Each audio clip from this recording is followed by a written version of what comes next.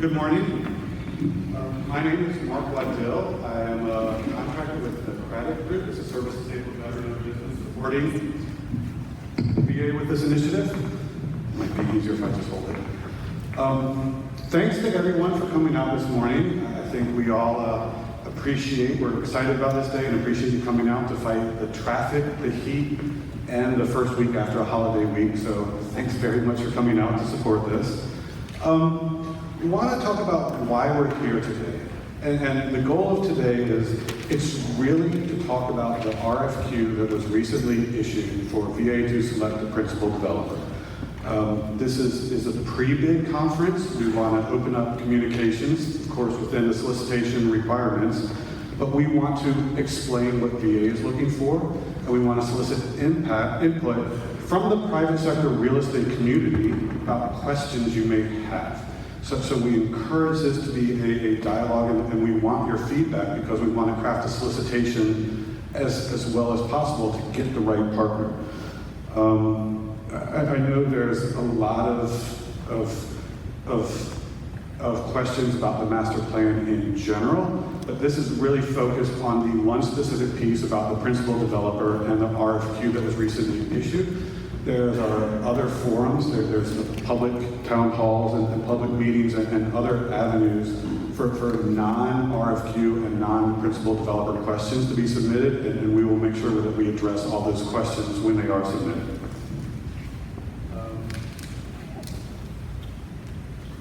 So, I want to talk a little bit about what we're going to be talking about today, and we're trying to get a lot of information in a short amount of time, so if there's questions, we'll give an opportunity to that, but we want to make sure everybody understands, first of all, the background and the context. So we want to talk a little bit about the background of when we say draft master plan, what does that mean? What are we looking for? Why was it even put together? We want to talk about the demographics and the goals, what we're trying to achieve, why we need supportive housing, why we're looking for supportive housing on the GLA campus, and what does NEPA mean? The context, the federal. We want to make sure that people understand some of the federal acronyms and the work that's already gone into this so that people understand the general context. And then we want to understand principal developer. Well, what does a principal developer mean? What is that concept, and what is the proposed transaction structure? And then, what does it really mean? What are you going to be developing? What are the assets? What is the end product going to look like? And what is the scope? What are we supposed to be doing? We want to talk about that a little bit more.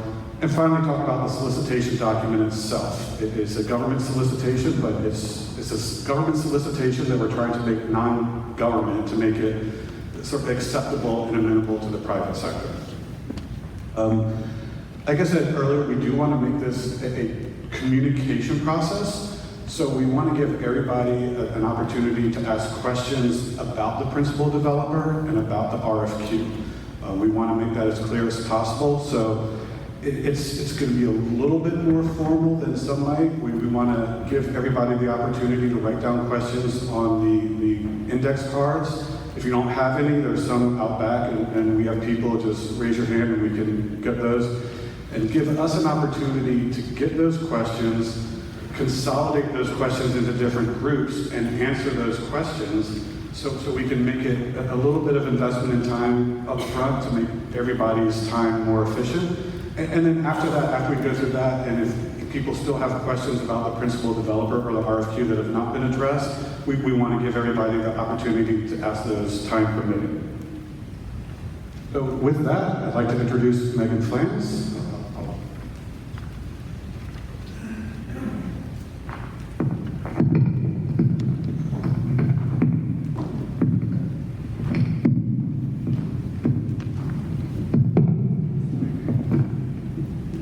Yeah, there's no way that I'm going to be able to talk at his level, so I won't.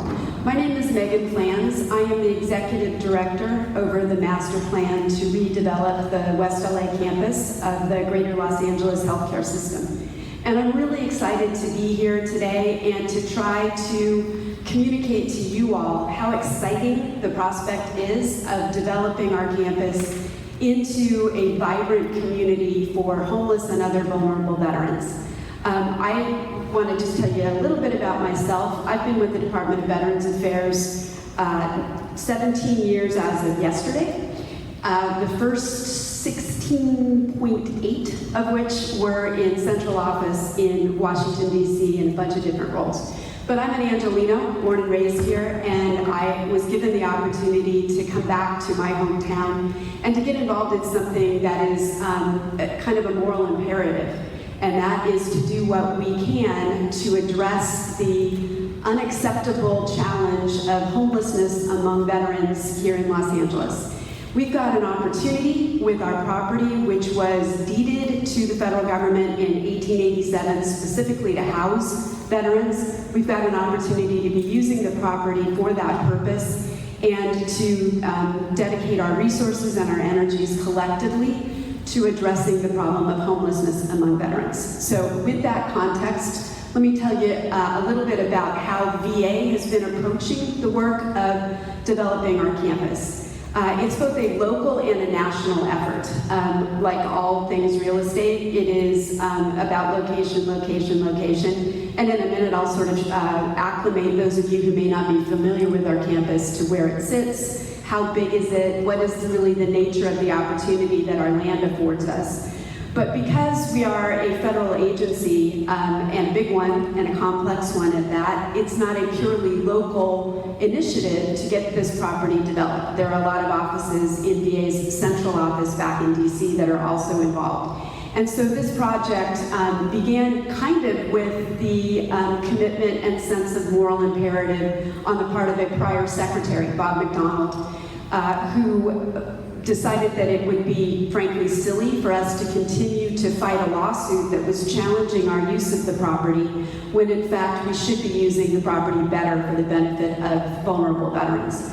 So we continue to have the support of the VA secretary and of all other layers of leadership within the department, down to the medical center director, Ann Brown, who has responsibility for the entire greater Los Angeles healthcare system. So did want to just frame and reiterate that this project has the commitment of VA leadership up to the highest level and at every other level that matters to a project of this type.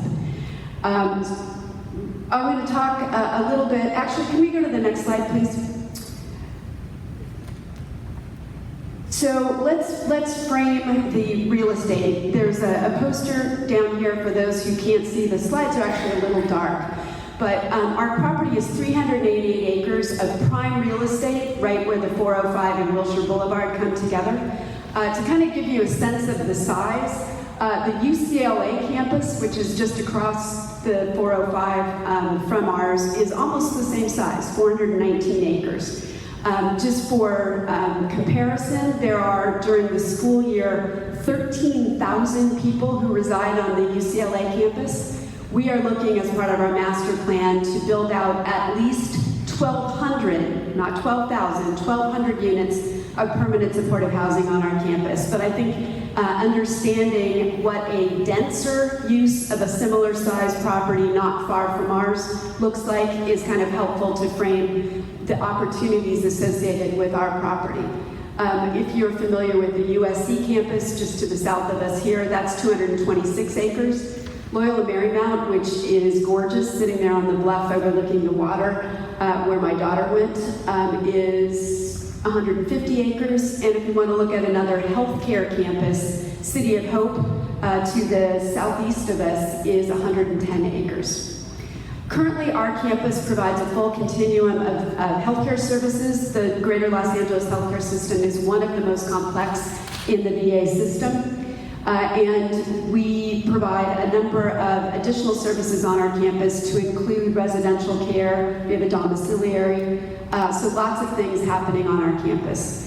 The main hospital is on the south campus, south of Wilshire, and as I will show you in a minute, the master plan envisions zones throughout our 388 acres, with the main healthcare zone being then south of Wilshire, where the hospital currently sits.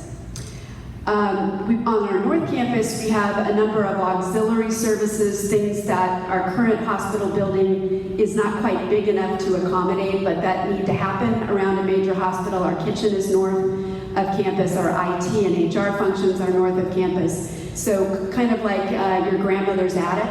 We've got a lot of space on the North Campus, so we've kind of stored things there that we didn't have room for in our main house, south of Wilshire.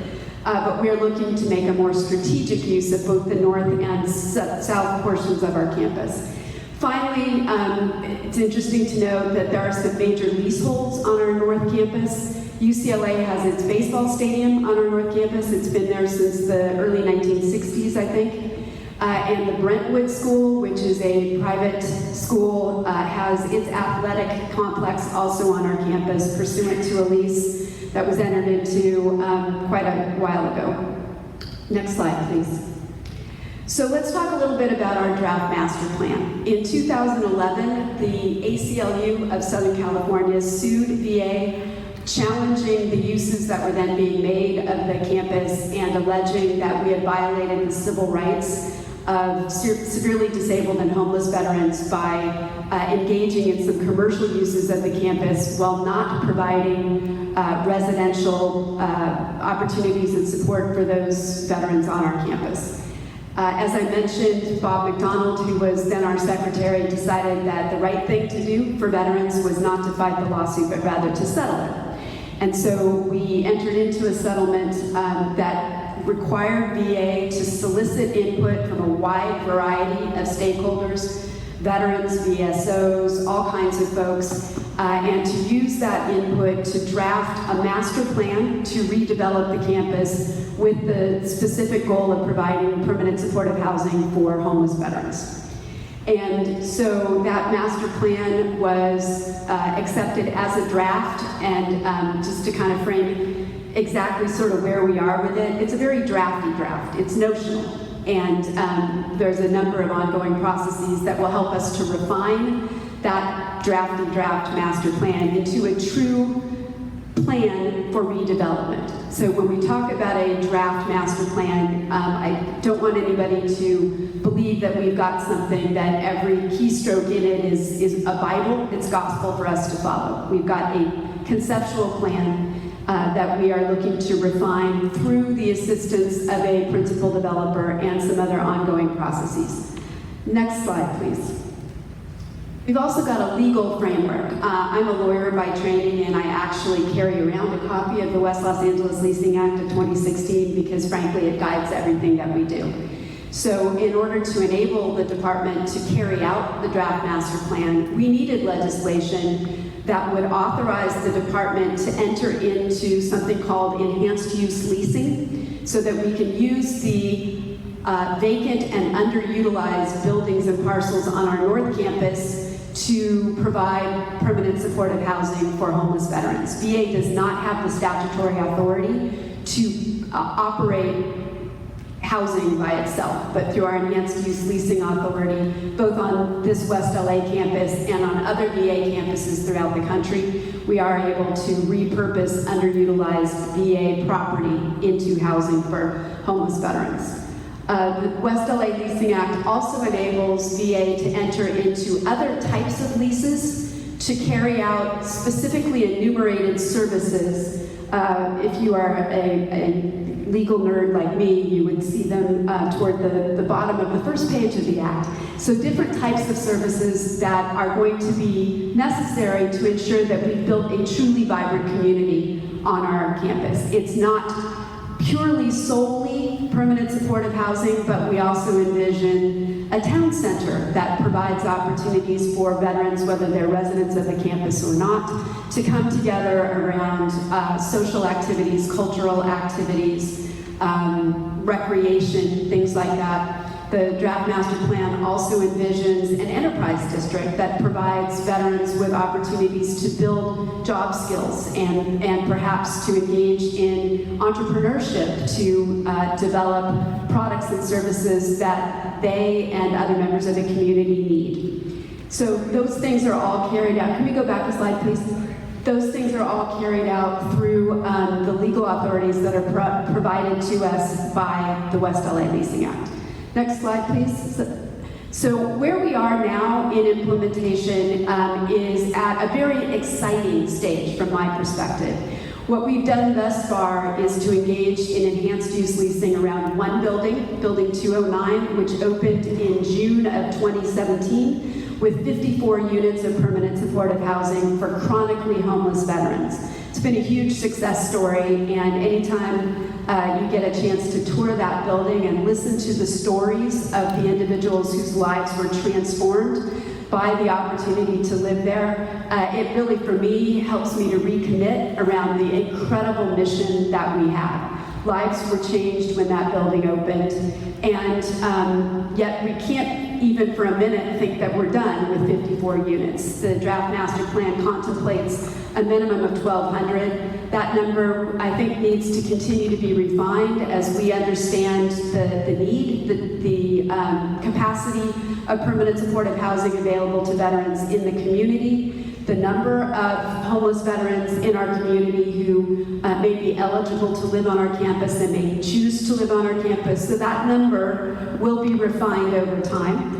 We also need to look at the changing needs of homeless veterans as they get older and perhaps have more significant health challenges. Their ability to live in semi-independence, as permanent supportive housing allows them to, may become more challenged. And so we need to be looking at board and care and other types of housing on our campus. So right now we are looking to identify a principal developer who can help us expedite the development of housing on our campus, can help us envision how best to phase it, and to make sure that the housing that we're building has enough flexibility built into it so that as the needs of our veterans change over time, the housing doesn't become sort of frozen in time and obsolete.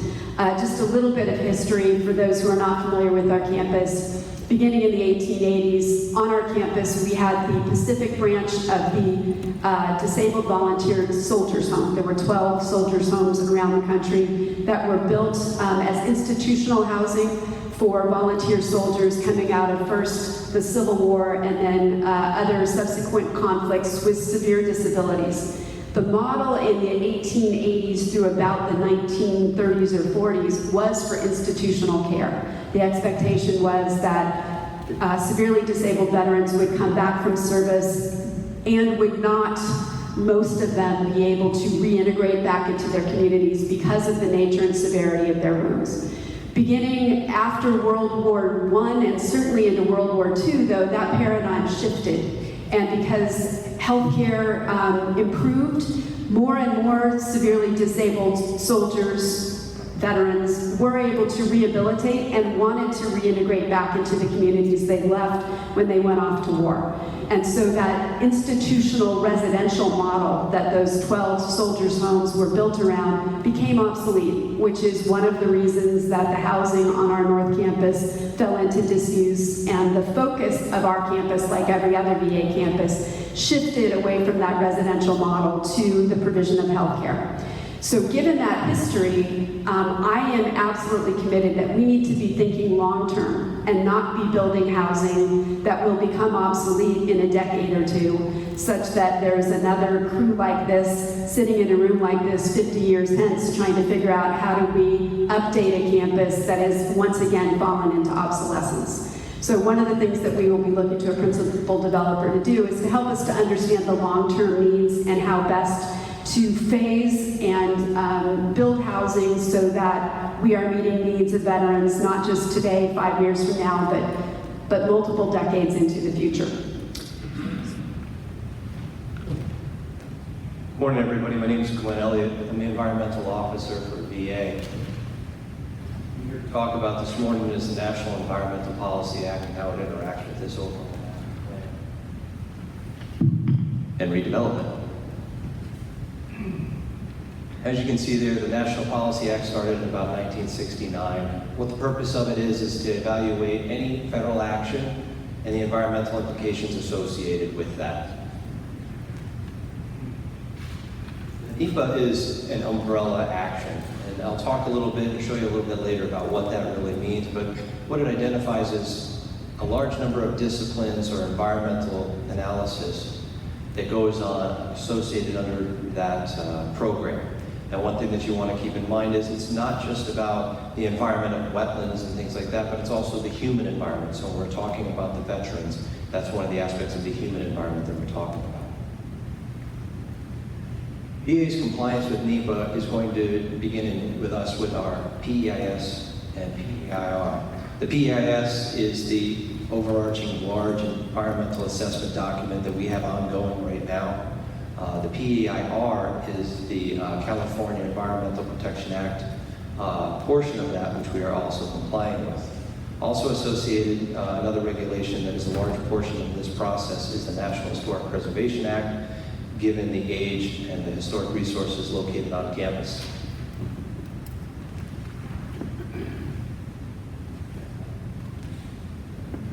As I mentioned before, here's the umbrella. As you can see underneath the umbrella, you have everything from the Clean Air Act, Clean Water Act, Migratory Bird Treaty, as I mentioned, the National Historic Preservation Act, all the way down to CERCLA, which deals with contaminated soils and water, etc. List to the left shows the studies that we have ongoing. We initiated those studies back in about May of 2017, and we are working on wrapping up the initial round of those studies right now. And again, those studies do everything from the all-important in the area of traffic, utility surveys, cultural, threatened and endangered species located on campus. This is the timeline of where we're at right now. If you can see, we started back in May of 2017, and right now we're working to get a draft PEIS, PEIR out to the public this fall. And we're hoping to conclude the entire process by about July of 2019. Could you back up one slide? Note at the bottom here about an environmental assessment. Buildings 205, 208, and 207 falling under a separate NEPA that will be rolled up as part of the larger. There's an environmental assessment we're doing on those. That is in an effort to expedite and get some housing to homeless veterans faster. And we're hoping to release a draft of that this fall. Again, kind of following up with my last comment, if you look, the environmental assessment covers 205, 208, and building 207. 207 would fall under the principal developer that we're here to discuss today. Under the PEIS, PEIR, MacArthur Field would also be under that, with the developer already selected. But the future EULs, that would all be part of the principal developer.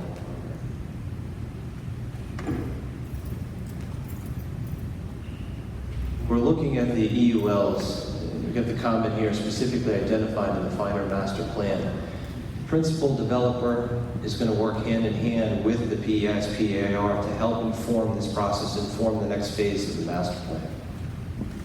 You can see below a large portion of that is also with the State Historic Preservation Office, like I mentioned earlier, because of the historic resources located on campus. Again, starting in May of last year is when we initiated that consultation process with the SHPO's office, and it is continuously ongoing for the overall master plan, but also for 205, 207, 208. Okay, I believe Ed Bradley's going to come up, pick up the next.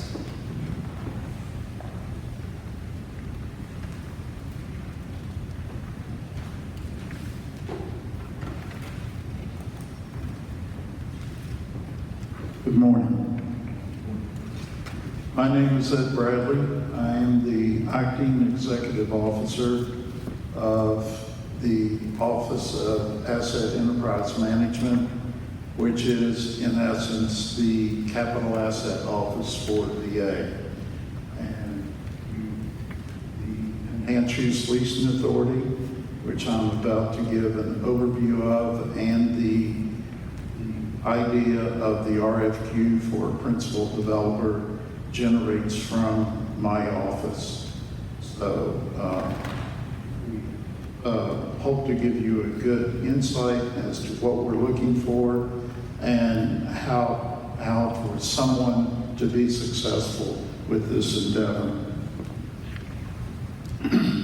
The EUL is a VA unique public-private venture mechanism that we use. It's a statutory, basically under Title 38, 8161, which gives us the authority to go out and outlease underutilized buildings, land, to enhance the mission of the department. This is a long-term ground lease, which the land remains the property of the VA, but the successful lessee has the leasehold themselves for at least 75 years, which is the term of the authority. With that, we are looking for the private sector to develop, build, finance, and operate and maintain housing for our veterans, in particular our homeless or at-risk veterans. We have had this authority since 1991, and to date we've executed approximately 99 EULs, which out of the 99, 46 of those have been basically operational housing. And right now we have approximately 2,900 units of veterans housing. These could be anywhere from 1-bedroom, 2-bedroom, 3-bedroom units. Some places we do have veterans and families. Some examples of projects that we've done in the state of California is Menlo Park, which is a 60-unit permanent housing, and at Sepulveda, which is 149 units of permanent housing. The one at Menlo Park is a new building. The one at Sepulveda was a renovation of their existing buildings 4 and 5.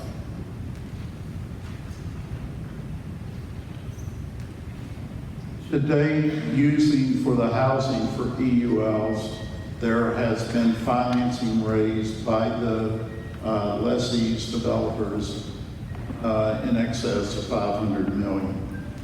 With that, with the operators that the developers bring with them, we have enjoyed over $1 billion worth of services to our homeless veterans through enhanced services, through some cost avoidance, and things such as that. Large-scale housing projects that we have worked on is one in Leavenworth, Kansas, with a group at the Dwight D. Eisenhower VA Medical Center. We had approximately 50 acres of land with 38 buildings, and that has been a long-term project. I believe right now, out of the 38 buildings, 31 or 32 of the buildings have been converted into some type of housing or use by VA. And basically 94 of the units have been converted, and we're working on another 67 right now. Another place where I know has been brought up here in Los Angeles as an example is Lincoln, Nebraska. We have basically outleased the entire campus of Lincoln, Nebraska. We have a developer that has already laid down supportive housing for our homeless vets, but there are also plans to go further with senior housing and different amenities of type of housing for our veterans in that. Right now, with the housing that has been laid down, there's about 70 units.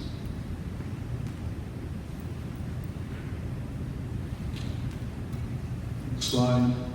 What we have done thus far at West LA, as Meghan stated, Building 209 was put into operation in June of 2017 with 54 units, which has been a success. We are in the process of negotiating for buildings 205 and 208, which we hope to close hopefully within the next 3 to 4 months. We are also holding in abeyance MacArthur Field, which is adjacent to buildings 209, 205, 208, that once the PEIS is complete and so forth, then we'll move forward on that. But we do have a potential lessee selected that is waiting in the wings for that one to go. The principal developer, what we plan with that, and we look at the principal developer being a team. And it's a team of developers, general contractors, planners, service providers, what other amenities that you need to bring the housing together that is needed to house our homeless veterans and those that are at risk. And with the RFQ, we are looking for at least, at this point, 900 out of the 1,200 with this RFQ. That doesn't stop that after we achieve 900, that we could possibly go further. That is something that we would look at in the future.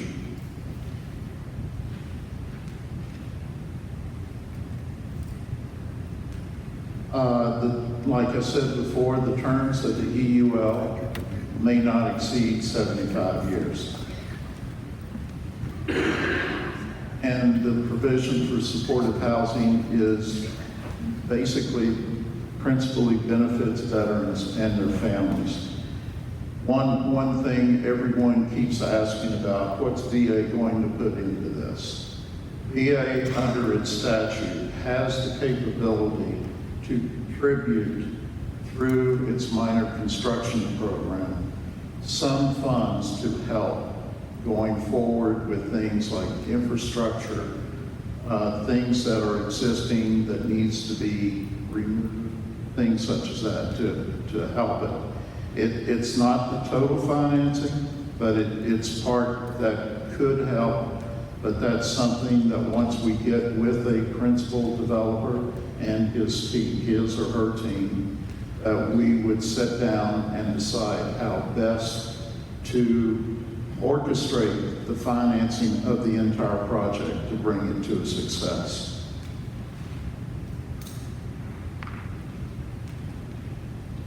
Also, in the West LA Act of 2016 that Meghan referred to, there is also service leases that you can that can be done for 50 years. And as we're looking at this we're looking at a community type atmosphere with all of this housing. And we're looking at possibly using some of these service leases to be able to bring in the various amenities that could come in to help veterans attain the type of services that you see listed there.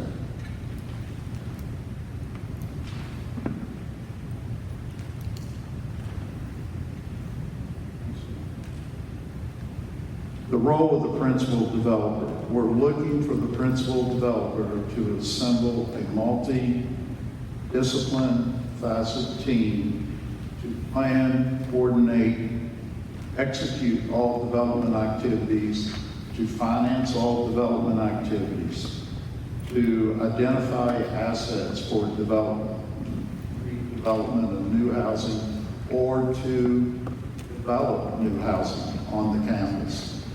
One of the roles of the principal developer that we will look for is to help us early on to lay out the North Campus for housing so that we can inform the PEIS that Glenn talked about.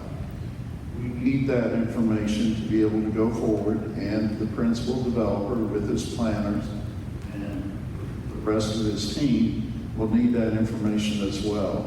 So we are looking for help initially, and that's where Building 207 comes in. I've gotten a little bit ahead of myself, but that's okay. What we plan on doing is negotiating initially with the principal developer a MOU. With that MOU, we will work in there that basically the principal developer team has exclusive rights to the North Campus, to the sites that you lay out to develop. With that, we will negotiate that what we're calling an exclusive right agreement, ERA.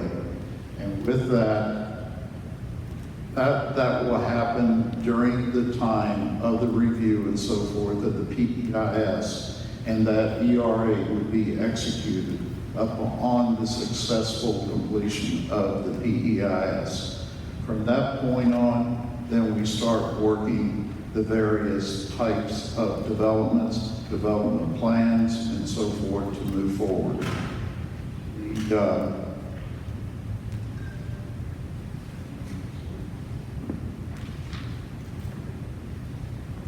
To do this, we also plan on having the principal developer in parallel to do building 207. This basically gives you something to work on and gives us some insight on the type of team that you would bring forward as far as development of housing for veterans with a service provider, with whatever amenities that you need to bring forward. We look at this to run parallel with the MOU as well as the, until we get to the ERA itself. After we are able to execute the ERA, then we would do a further enhancement of development of the property, or you would, to basically lay it out so it can be taken down. And we're envisioning that this will take a period of time, probably a year or so, to be able to accomplish that. The structure that we're looking at, and this is only a guess on our part, we're looking at a structure similar to this, that basically we do the RFQ, we have the principal developer with the supportive housing team that they bring forward for 207 to continue on with 207. At the time of doing in parallel with 207, you would do an MOU. With that MOU, you would help us to inform the PEIS as far as what a development on the north side would look at. We're not looking for a lot of detail, we're looking for ideas, concept to inform the PEIS. Once the PEIS is complete, then we would do the executive rights agreement. And with that agreement, then things become go forward as far as a detailed development and the takedown of various EULs with multiple teams.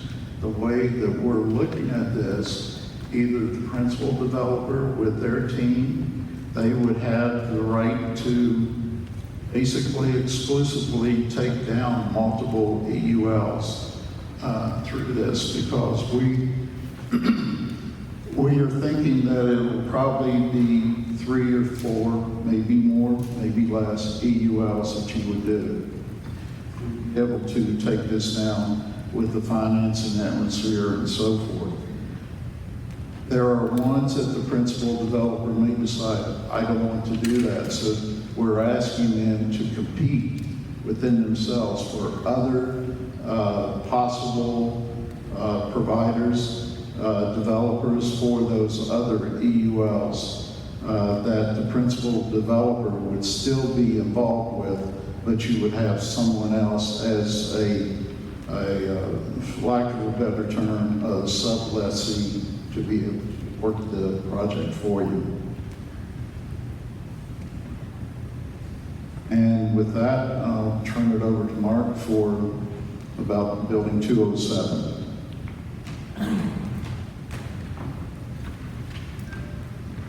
Thanks. And good news, we're running a little bit ahead of schedule. That just gives me more time to talk about my presentation. So I want to talk, as Ed mentioned, we've got sort of parallel tracks going on. That there's going to be the 207, which is the initial asset to be developed. It's going to be parallel to the community planning, which is going to lay the groundwork for the future EULs. So I wanted to first talk about Building 207 and what that asset is. So I wish I had my laser pointer, so we're just going to have to do it in my sign language. But you can see down at the bottom in yellow, or the yellow highlight, that's where Building 207 is located. And just to try and put it in context, it's up on the North Campus. It's a historic asset, which means that the land it's sitting on, and you're just redeveloping the building. It's not going to be new construction.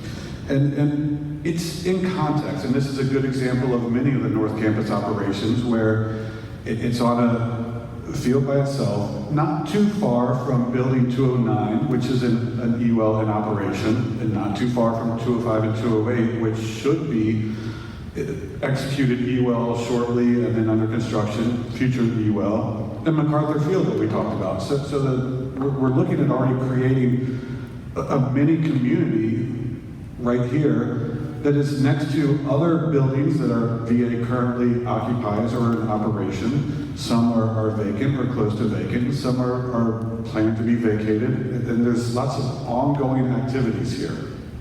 In the next slide. I think here we've got a picture of Building 207. And the good news is this is just recently used for supportive housing. So it's just within the past 6 months to a year, it was occupied and functional. So it's not a terrible building, but what we're talking about is more than paint and carpet. We're looking at this is going to need some significant renovations. It's not just going to go in and update some TIs. We want somebody to come in and really redevelop this building for, as Meghan mentioned, the long-term goals and not necessarily just a short-term Band-Aid, quick fix. And for those of you that are interested, I know we have some people that have already registered for Building 207 tours, but if you're interested in taking a tour, just send an email. We've checked the RFQ. There's emails in there to sign up for tours for Building 207 if you'd like to get a close-up look at that. I want to talk about just a few other things, and I'll jump right down to environmental. And when we say environmental here, primarily what we mean is government authorities and regulations for Building 207. And I think it's important to take away that VA is currently conducting the NEPA environmental assessment for Building 207, as Glenn mentioned.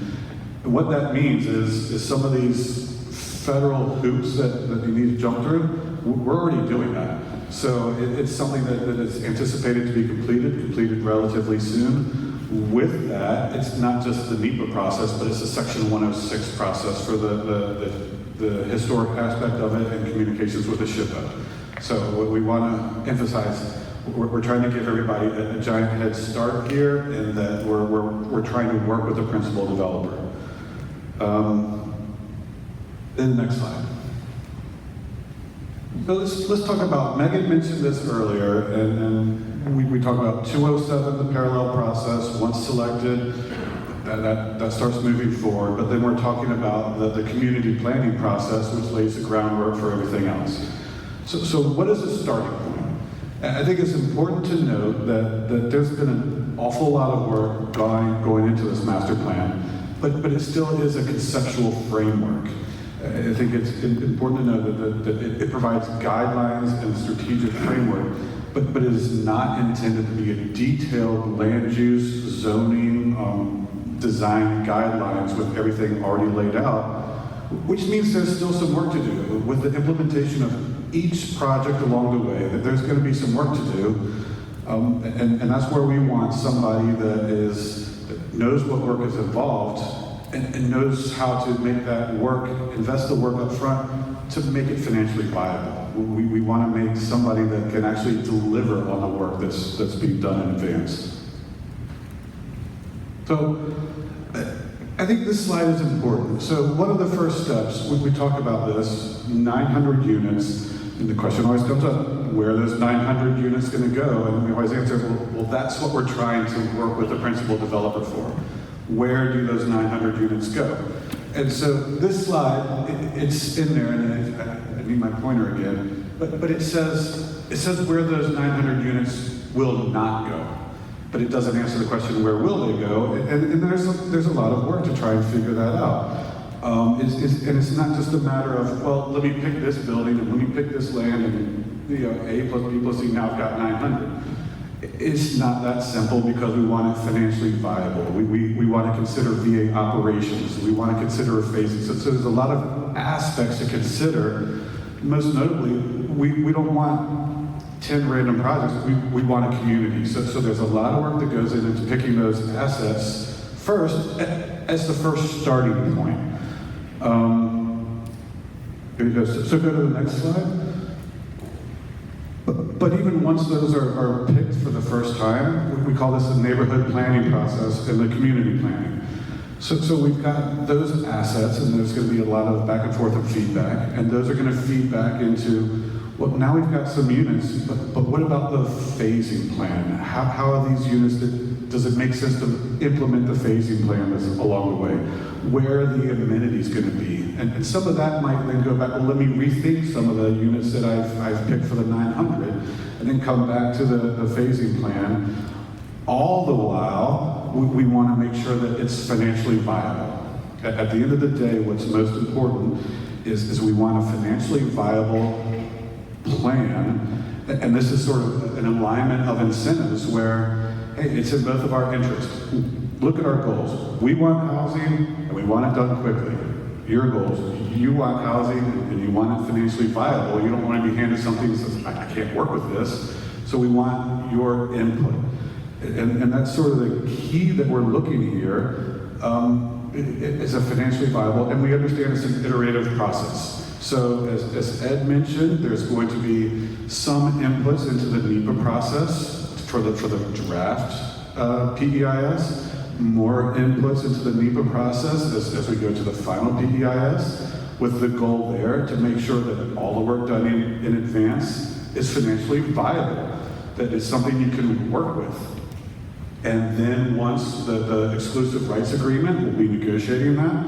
Once that gets executed, again, we expect ongoing community planning with each phase, again, with the consistency of keeping in mind the goals of let's deliver the housing, let's create a community, and let's make it financially viable so it comes online quicker. And I can't emphasize enough some of the available resources. Glenn just had a few slides, but he could probably talk all day about all the work that's been done and going into this NEPA process. And there's an awful lot of work. It's not starting from new. And so there's a lot of building blocks to start from. And so I think it's important to note that there has been an awful lot of homework that's gone into this to get the process kick-started and hit the ground running. And then in the next slide, I think one of the biggest questions is the infrastructure. You know, we've got our assets identified, we've got the community that we want to build, we've got a plan. Now, how do we tie it all together with the infrastructure? And again, we're going to say, well, we don't know. That's what we want to ask you guys. That's what we want to ask the principal developer. And we want to say, okay, during this initial phase, let's take a look at this. And in order to make your phasing, in order to make your community, in order to make the assets that you've identified work, what is your infrastructure concept? What is the concept? How is it going to work? Financing, and whose responsibilities is this going to be? And then once it evolves, and once the exclusive rights agreement is negotiated and finalized, and let's talk about a real infrastructure plan where we identify how we're really going to implement this infrastructure plan, again, to make this community work. So we recognize that this is a big factor that goes into the community, and we're here to work with the principal developer to come up with the right solution. And then this slide, it's the same graphic that Ed talked about before. let's fast forward a little bit. We've done the community planning, the exclusive rights agreement with the terms and conditions for the future development has been finalized. We know exactly where we're going to build. With the parcelization, now the first phase comes out. Well, which phase is that? Back to the community planning, parcelization, the financially viable steps that we're looking to work with the principal developer to establish. And these are the steps in the process that would go with each EUL. So phase 1 here, phase 2 there, and these can go parallel, they can go sequential, they can overlap. Again, back to the financially viable phasing plan that's meeting everybody's goals and an alignment of incentives. So I think the last big takeaway that I'd like to say is this is not the point where the principal developer has said, okay, 207, and then I did the planning, I set the groundwork, and now I'm building and implementing, and then once it's all built, hey, I'm done. That is absolutely not what we're looking for. I think what we're also looking for from the principal developer is the common thread that is holding all the different projects together into a community, whether that's through operations, shared amenities, shared services. The ongoing operations is very important to us to create a neighborhood and a community, and so it's not a point of build it and walk away, it's build it and add it to the community and make sure everybody is contributing towards the infrastructure, everybody is contributing towards their fair share in terms of establishing, maintaining an ongoing long-term community. I think that's it for me before I introduce Paul McPherson to talk about the actual solicitation.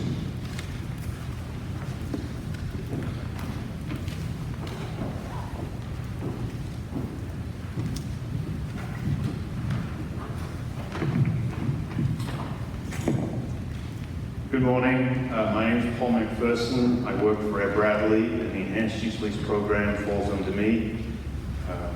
I have Kelly Emery from my staff who's here, whose project it is to work on the West Los Angeles campus and bring these enhanced use leases home. What I'm going to talk about over the next few minutes is really about the RFQ and what's in the RFQ and what we're expecting to receive if you would like to submit a proposal to that. First of all, you need to know that we published the RFQ last Tuesday, but that wasn't actually the first step that we had taken.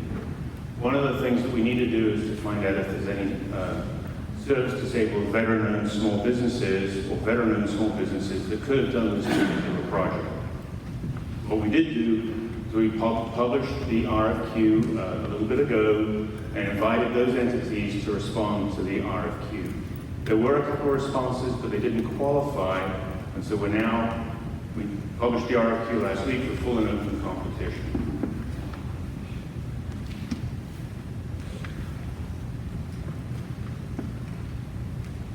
In the solicitation, as you've heard, our goal is to work with a principal developer, and we're looking for the highest qualified developer to do that. We're looking at your background, the experience that you have.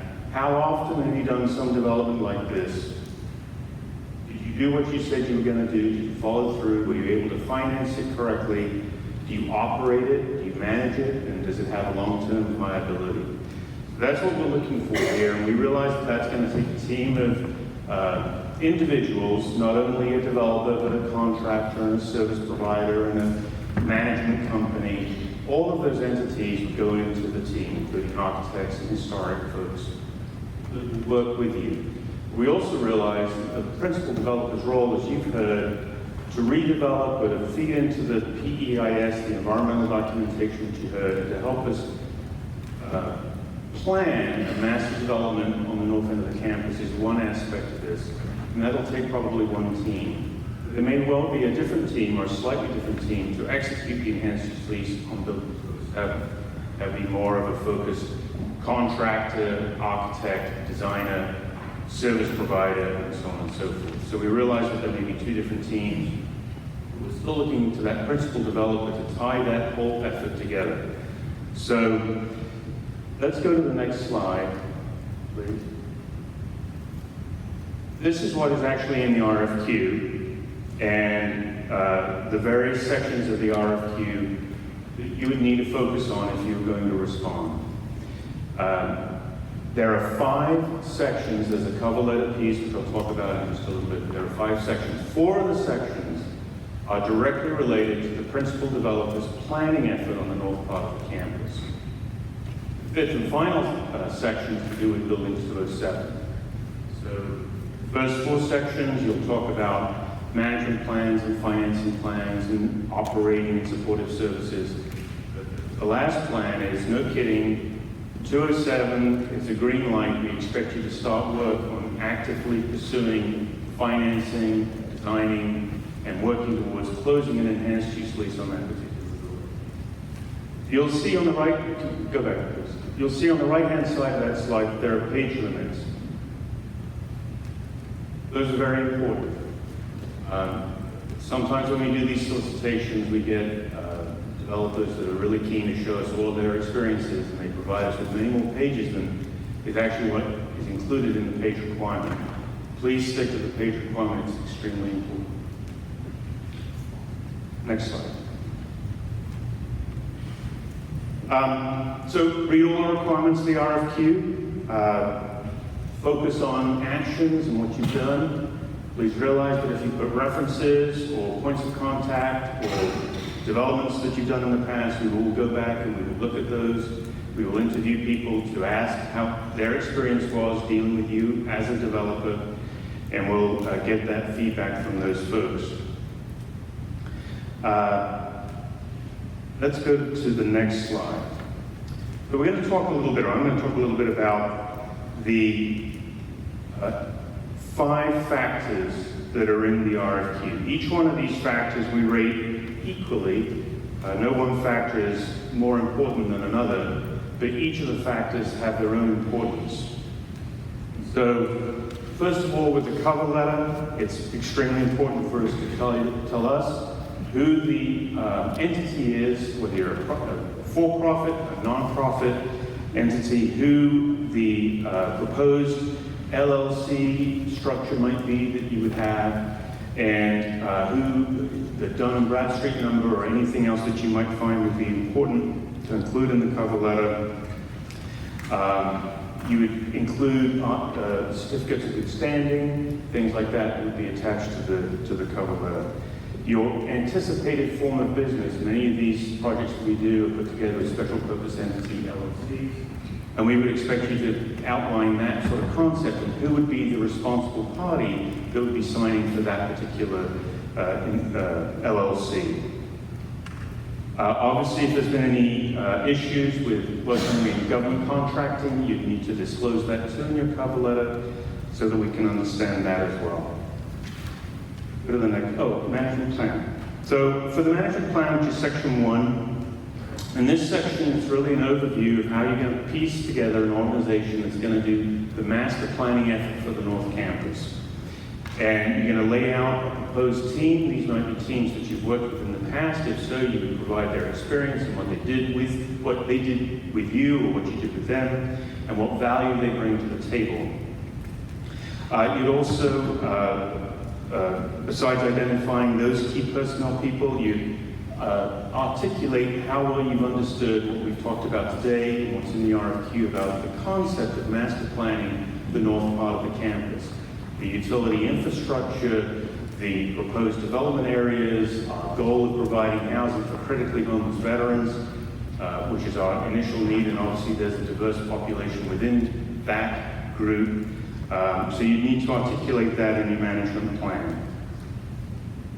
You need to focus on how well you've worked with community relations. We have a very wide range of stakeholders for the West LA campus. Not only do we have city, county individuals, but we have veteran service organizations and homeowners groups that surround the campus.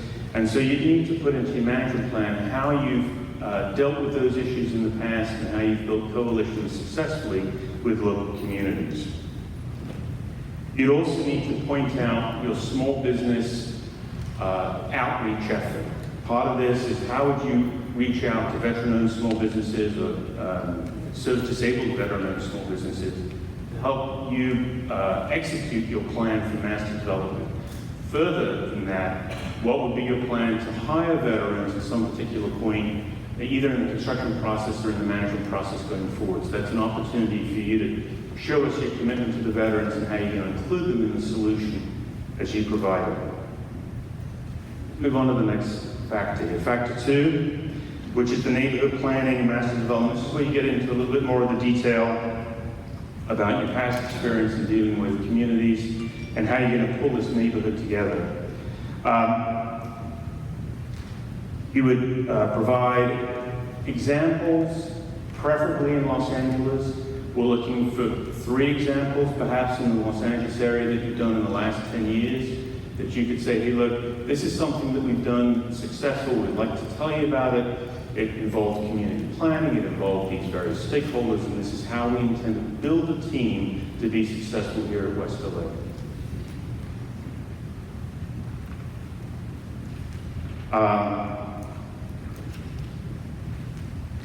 Next slide. Factor 3. So not only are you going to do the master planning effort, you're going to show us the management plan, you're then going to talk about how you work with neighborhood communities and wide-ranging stakeholders with different interests.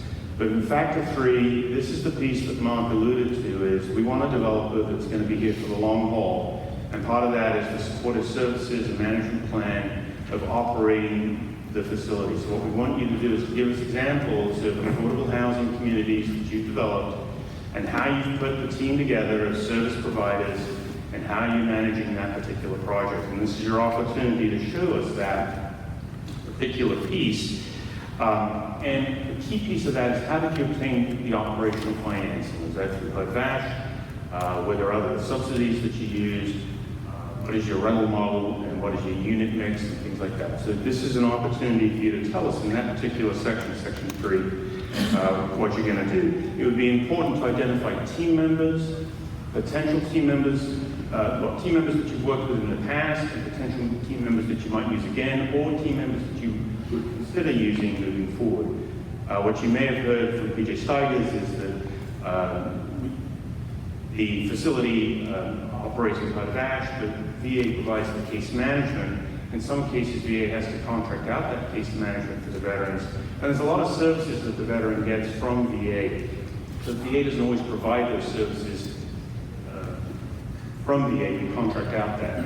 So if you've had experience in that particular line of providing services, then please tell us that. But also tell us what you're going to do over and above what VA provides the veteran. It's quite a comprehensive set of services that VA provides, but we look to developers to bring something new to the table that's interesting, creative, that goes beyond just what VA would normally provide as this service to veterans. Next slide. So this is your financial plan.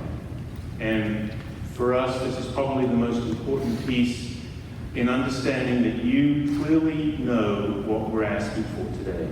We're asking you to go out and finance this development plan. You need to have got some experience in doing that in the past. There are many lines of financing that go into the capital stack, and there are obviously several lines of financing that go into the operational stack. And we're looking for you to come to the table and say, hey, look, we've worked with the Tax Credit Authority, we've worked with HCID, we've worked with Housing Authority of the City of Los Angeles, and any other entity that you've had, Home Depot, whoever it may be, that's helped you execute a construction plan through financing. Ed Bradley mentioned to you that there's an opportunity perhaps for a capital contribution from VA. That's really a last resort for extraordinary items that a developer would not normally have had to tackle. So we're expecting you as developers to come to the table with a complete suite of financing. And if there's something that's absolutely extraordinary that would not be something you would normally have dealt with, then you can say, hey, look, VA, is there an opportunity that you might be able to do? What's this? Or I don't know if you got all of that. So here again, we're looking for actual projects that you've done. We want to know who you talked to, who financed the projects. We're going to go back and ask questions to make sure that those relationships are in good standing. So that's a very important piece of the project to help us understand that you know what we're asking for. Next factor is factor 5, and this is building 207. So everything that we've talked about, what I've talked about to this point has been just on the master planning effort. You're going to help to feed into the PEIS, which is the environmental documentation, but you can't actually do anything until that document is complete, which will be in the middle of next year, 2019. You can do a lot of the discussions and initial concepts of phasing, and we want to know and understand how you'd like to do that, and that'll feed into Glenn Elliott's plan that he's working on. But when it comes to 207, we want you to step out smartly and say, okay, no kidding, we're going to do this deal. We're going to put together the architects and the design team, and we're going to make it happen. And so we're looking for, in this particular section, for you to tell us how you're going to do that. That would be a team, assembled of people that will help you achieve that goal. Our timeline would be to do that transaction as quickly as possible. You'd go through the due diligence of lining up your financing, of doing the designs, of figuring out exactly what the population is that you want to serve. And you're going to lay all of this out in your response to us. And then we'll negotiate the terms of the lease, long-term lease, and once we've negotiated the terms of the lease, we'll sign it. We expect you to close on financing within 45 days and start construction almost immediately. That's our timeline for building 207, and that's what we would expect you to be focused on in factor 5 of the RFQ. An important piece about 207 is obviously if you're going to be executing the transaction, you need to lay out who your service providers are and how you plan to do the management of the building to include physical security. One of the problems that we've had, or one of the challenges that we've had with projects in the past has been physical security. This population of veterans need care, and there needs to be security and probably a higher level of security than you have in a market rate project. And as we continue to put more units of housing up at the north end of the campus, security will be a key factor. So that's something that you need to lay out in the proposal for providing a safe environment for veterans and or their families if they happen to be tenants at this project that you're contemplating. I think that wraps up my section here on the RFQ, what we're expecting to get back. This is the second week of the RFQ that's been published. It was published last Monday, the 2nd of July. Responses are due August 24th. Between now and then, as of later today, you can do tours of 207.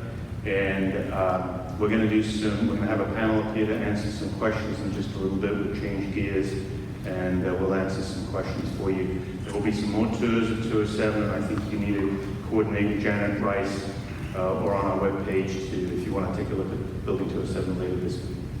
But with that, I think I'll hand it back to Mark Waddill, and we'll change gears here.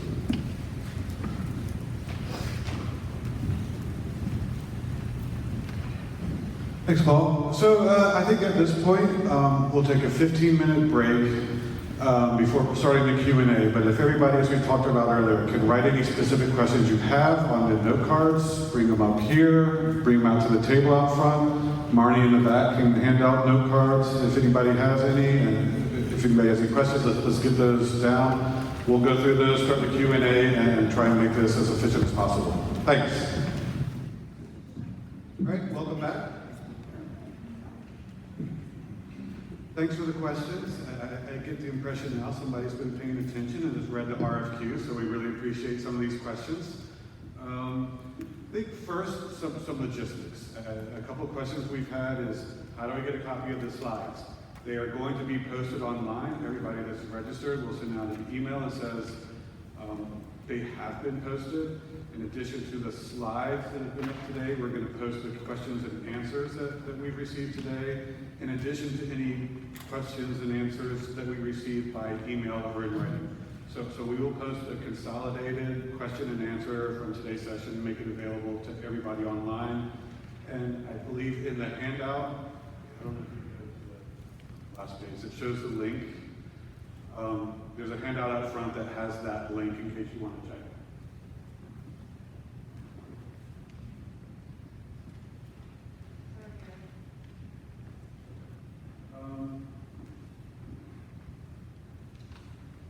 I think another thing we're looking at doing, we have a lot of questions right now, is the attendee list. Can we make that published? And I think subject to privacy rules, we want to go ahead and make that published with the industry forum. We'll check on that.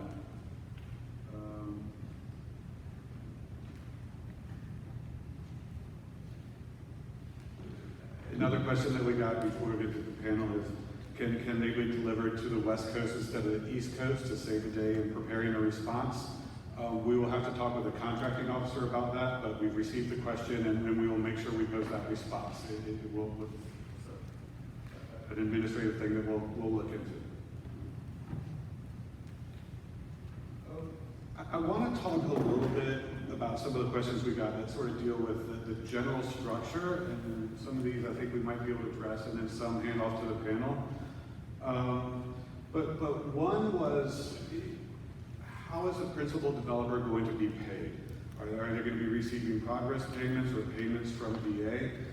And the answer is, we're not looking for a general contractor, and this is not a VA contracting. This is a public-private partnership, or I think the technical word that is public-private venture in the world of government is we're looking, this is a development opportunity, which means the developer is generally making returns at risk. There is no payment for these services from VA. And again, there's another question of doing the pricing for the EULs and some of the build-up. Well, sort of as we talked about earlier, other than 207, we don't have any assets identified. So there is no pricing for the EULs for the assets that are yet to be identified. But then that pricing, when we're really talking about a development performance, it is something that's created by the principal developer, since they're eventually making their terms for this at-risk investment that they're talking about. Another question about the SPV OSB designation. And I want to go back to the slide where we said we've done the sources sought. So this is no SPV OSB set aside, but in the one question where we talk about veteran hiring, I can't remember what section that was. Section 1? Area 1E, where we talk about small business participation in veterans hiring. So we want to look at this, but there is no set aside as part of this requirement.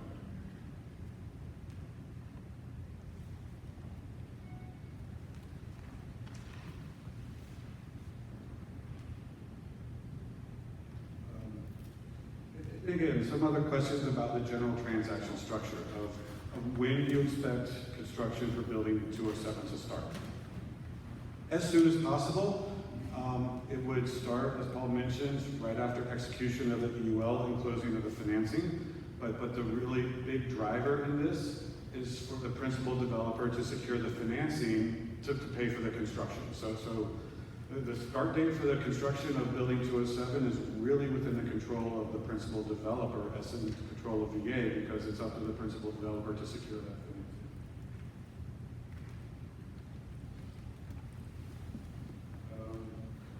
And about the buildings versus renovation, new construction, that's one of the considerations when determining these assets. Can you knock it down? Probably not. There is a programmatic agreement, and this is the first one I'm going to kick off to Glenn. Can they knock down historic buildings?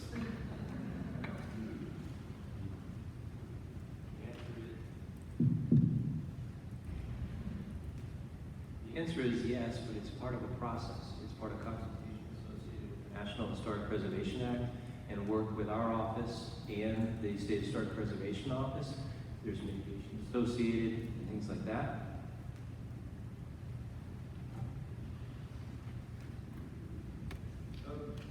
The next question, more about the RFQ, is Paul, it's a question about the scoring and what type of point system are you assigning? And please explain the evaluation process.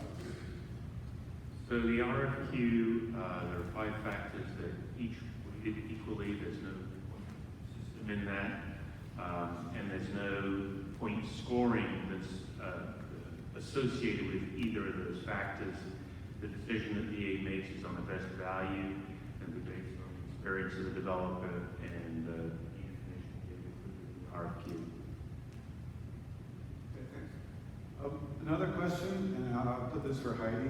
It's since this is on the unincorporated county land, the question is can they use the HACLA, the county programs, and the city HHH programs? Yeah, you can, this is determined to be eligible for all of the funding proposals that come from the city, the county, as well as the state, particularly the VAP program. So all those entities have come back and said they support the development and that actions on this campus are eligible to also apply for those funds. Okay. Ed, I think this is a question for you in terms of the transaction structure. It goes to, during this, bringing either self-performing or bringing in another team to perform, is who is actually signing the EUL?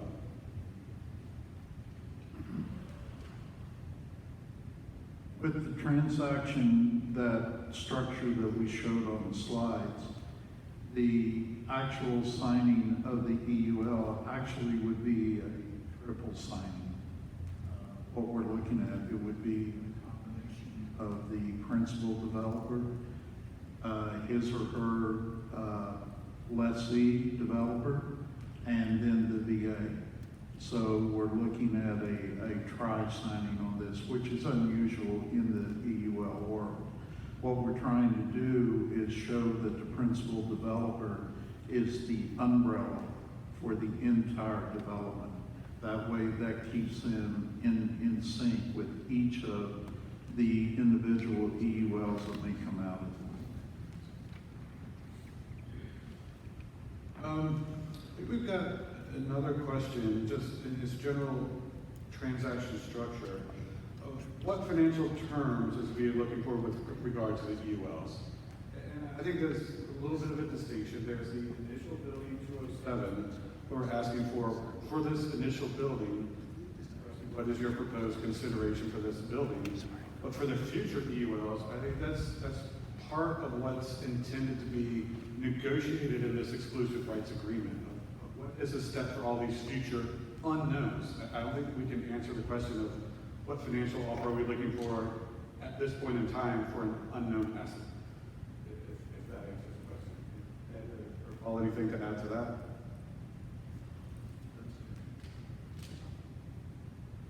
Paul, I think this is a question, several questions for you, and it's really regarding into the relationship with the local jurisdictions. Who's responsible for building permits, inspections, certificates of occupancy, and all those aspects. Right, we get asked this question quite a bit because it's federal property, and as such, people tend to think that we're not subject to zoning, which would be correct. However, in the Enhanced Use Lease program, this is a partnership between VA and the local community, and we look at the developer to reach out to either the city or the county, and you would need to comply with whatever those requirements are. So we look to you to work with the county and the city to figure out what zoning would apply if it were actually in the community. And they would do the review of the plans. Well, first they would give you the agree on zoning, they would review the plans, they would do the inspections, and they would issue the occupancy when they're done.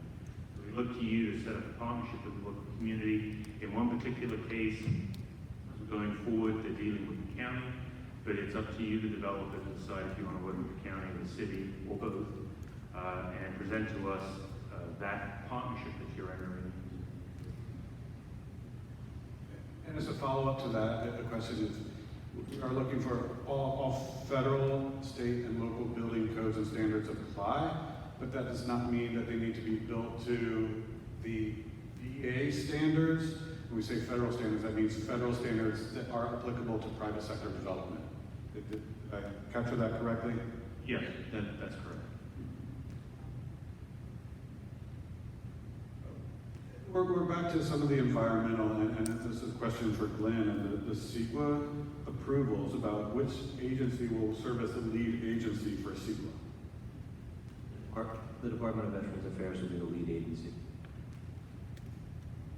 And what is the process? Is VA securing approvals with the NEPA, the process timing? Yeah, I read that question. So the approvals have to be secured prior to initiation of construction. When we talk about actual actions taking place, committal of federal dollars, there's some nuances there, but it's the actual getting to construction. And if Ed wants to jump in, he can also clarify that from previous projects. From the EUL standpoint, NEPA and the CEQA requirements have to be finalized before we're able to execute an EUL. So those have to be done. Basically, that's by statute.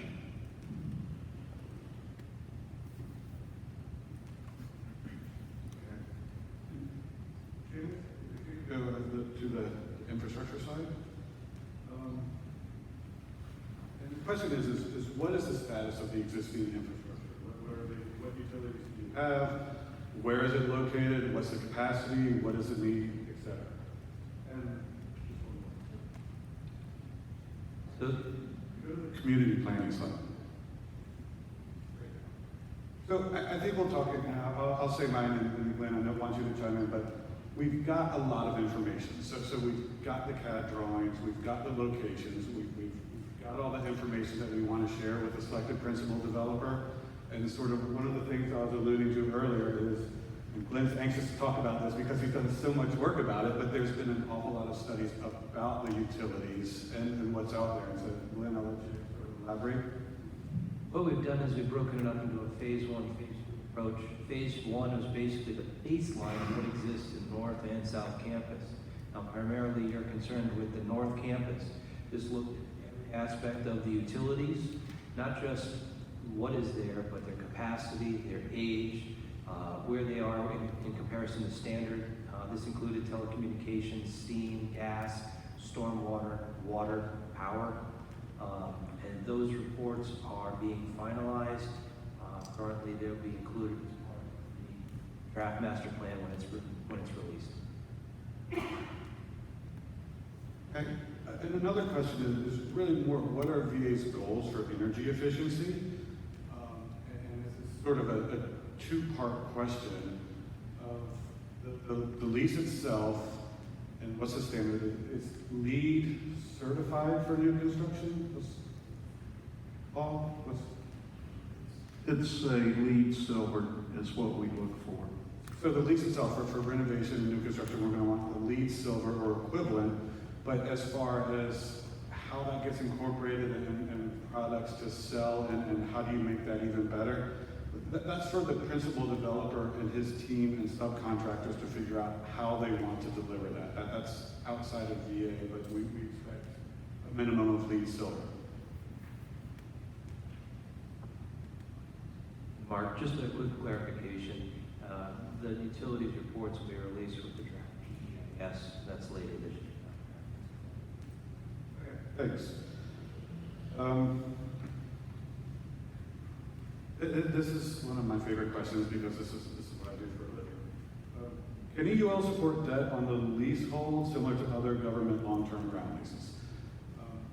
I've worked on a lot of other government long-term ground leases, and the answer to that question is yes, they can. It's been done in the past, but really, that's not for us to answer. That's for the principal developer to figure out the financing structure that you want to use on this. That's ultimately the financing is really the expertise that the private sector and the principal developer is bringing to the table. The only thing that we won't let you do is underlying land. That land remains with.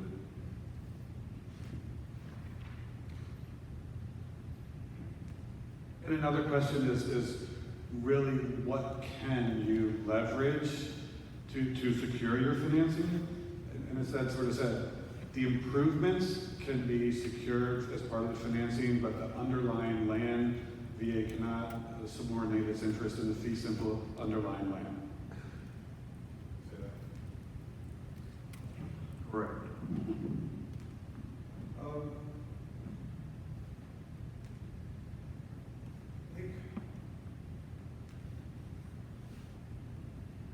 Here's a question of, will non-supportive housing be contributing to the share of the infrastructure costs? And again, this is a question, I think go back to the infrastructure plan, that's what we're looking to talk about. When we talk about an infrastructure concept and people paying in their fair share in their program portions of the infrastructure and ongoing costs, that's what we're looking to establish. And we don't have that concept established yet, but that's part of the goals of the community planning and the initial conceptual infrastructure plan that will evolve over time as the housing also evolves.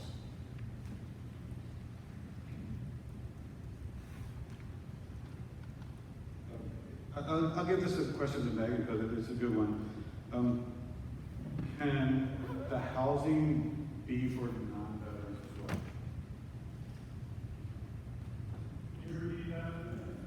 Can the housing be made available to non-veterans? So there are two relevant legal authorities that help us answer that question. The first is the West LA Leasing Act, which requires that any enhanced use lease principally benefit veterans and their families. The second is the VA's General Enhanced Use Leasing Authority, which defines supportive housing to include only supportive housing for veterans and their families who are homeless or at risk of becoming homeless. So the short answer to the question is no.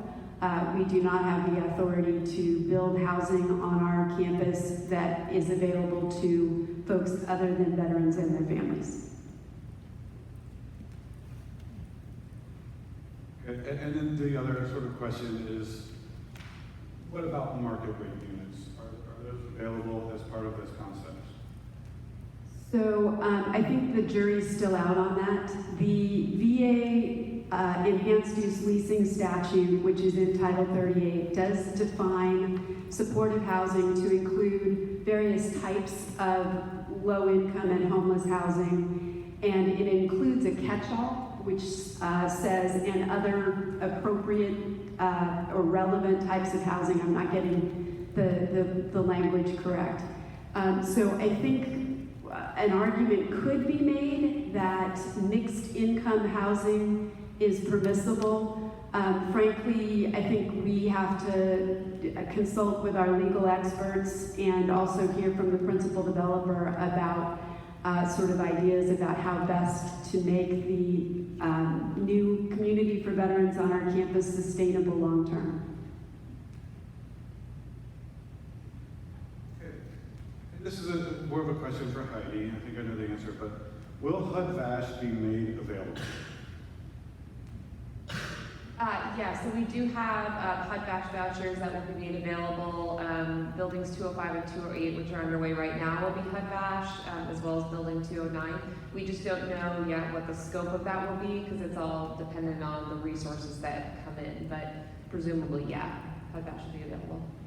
But if I wanted to clarify that, will it be made available by the Public Housing Authority? The answer is yes, it's available. As with any other development or opportunity, it would be up to the principal developer to work with the funders and the people that make those awards. It's not something that VA can guarantee. Is that a fair statement? If we have vouchers, we work with the Housing Authority to allocate them, yeah. Okay. So they'll be. And then what is the definition of at-risk? So when we talk about at-risk for the master plan purposes, we're first looking at that really vulnerable population. So the idea of having the master plan on the, for the campus and housing on the campus, as folks have referenced throughout the day, is that we're wanting to find a way to bring in the folks who really need the supported housing and who need the close proximity to medical services that the hospital can provide. A lot of times, and PJ mentioned this when he was talking through the demographics about we have this aging population. 60% of our veterans who are homeless are between the ages of 42 and 64, and that's just going to keep going. So what we see is this large group of folks who are homeless, who are chronically homeless, and don't quite need a higher level of care yet, but they certainly may need a little bit more than supported housing. So providing an area like this on the campus is going to give them an opportunity to be independent and be in housing in a way that they might not be able to do within the community. The other piece, when we look at risk, of course, we look at things like mental health, aging, substance abuse, and folks who are at risk of losing housing, who may have been housed and formerly homeless, but might be at risk because of economic issues, things like that. But I would say for the campus specifically, when we talk about at risk, we're talking about the most needy, the most vulnerable, and the most chronically homeless veterans.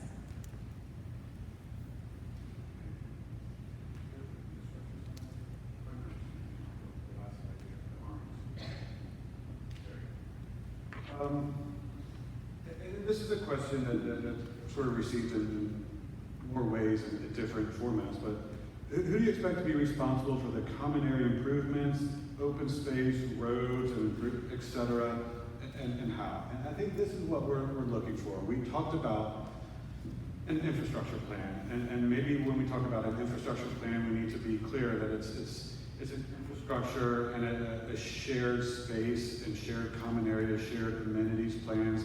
How will it all come together?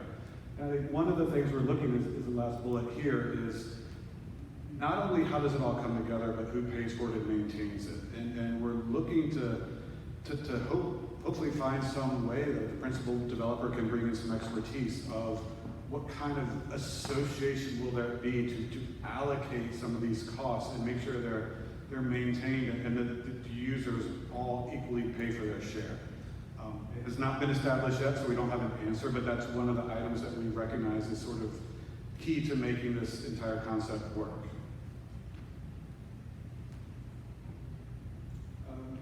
Now, the next question is really focused on some retail components, and the master plan mentions some retail in different areas, and is that included in this split scope or excluded, and what exactly do we mean by retail?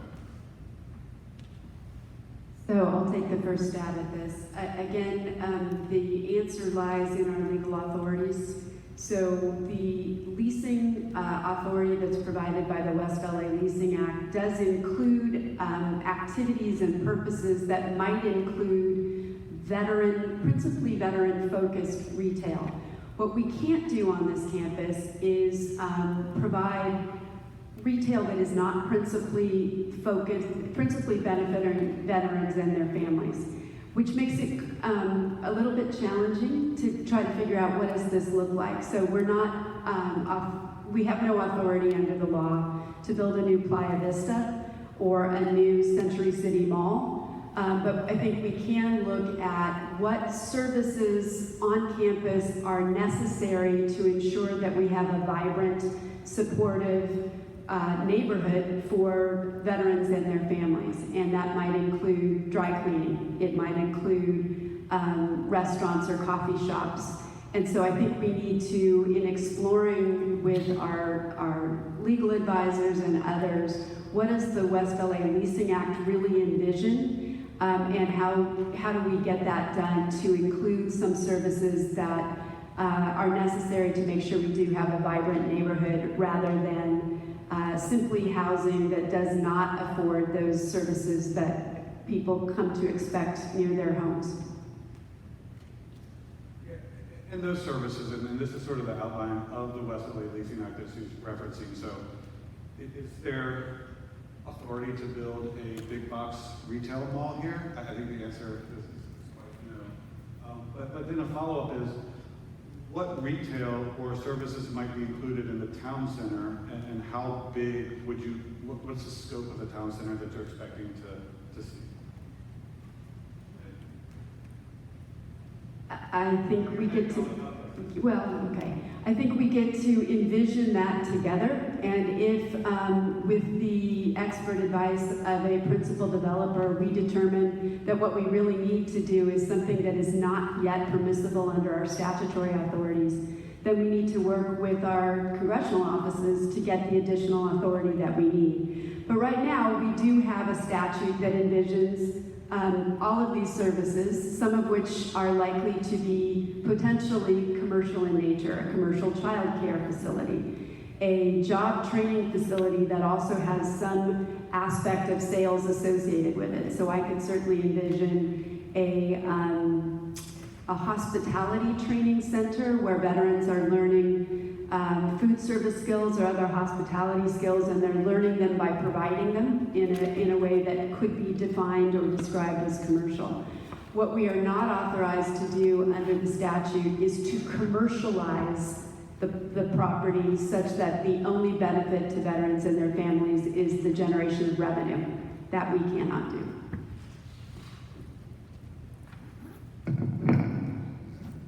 Okay, so with that, I think we've run through the questions, and apologies if we missed your question, misread or misinterpreted your question, or skipped over it while we just in our haste. So I would like to open it up to the floor if there's any follow-up questions from what we talked about or the slides that we've presented here.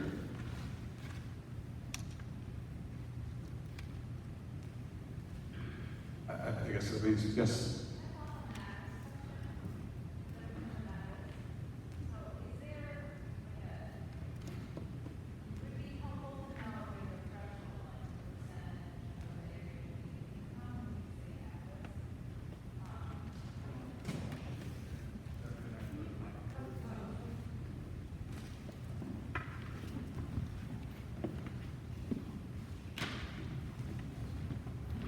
Hi. I was just wondering if you could provide additional clarification on the definition of at-risk of homelessness. If there is area median income or something that would set a ceiling to understand what or what not, what does or what does not qualify as an at-risk of homelessness. So it's gonna depend also on the type of subsidy or funding you're looking to use. So in the case of HUD-VASH, we're looking at the HUD definition of homelessness and what defines chronically homeless according to HUD. But when you're talking about at risk, we look at some of our other subsidies like supportive services for veteran families. It's called SSVF. So that looks at individuals who are at risk of becoming homeless because they lost their job, and we have vulnerability indexes that help us show. So I would say there's not like a median income threshold that we want to see, but we do look for those folks who have these co-occurring disorders, plus possibly homelessness, plus life events, and plus maybe mental health conditions or other physical conditions that limit them from accessing affordable housing on their own. So they need the supportive services that are provided. But I would focus more on the definition of chronically homeless than the at-risk piece, just for the purposes of the master plan. Thanks. Any additional questions? Analyst did such an outstanding job putting the slides together. If there are no other questions, again, I want to emphasize that these slides will be posted online, the questions will be posted online, and if you have any additional questions that you think of, please submit those to us. We want your questions, and we want to address all of your questions. So send them by email, and we'll make sure to get those questions answered and addressed and posted for everyone. Thanks everybody for coming out. We're really excited about this and looking forward to hearing more from you.